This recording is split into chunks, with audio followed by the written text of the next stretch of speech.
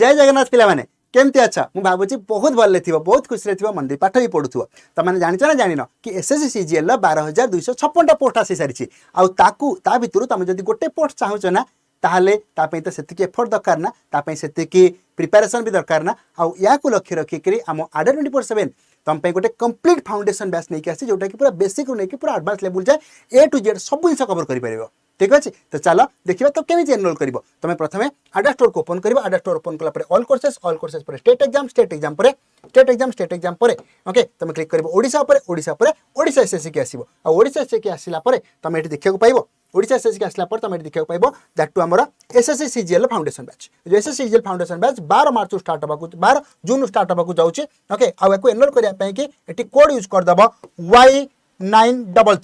Y933 code apply करदेव Y933 code apply कलापर तुम देखा पाइब 1460 टका तुमको पड़ो ठीक अच्छे तो आसुना पॉसिबल आपको एनरोल कर आउ तुम लक्ष्य स्थल तुम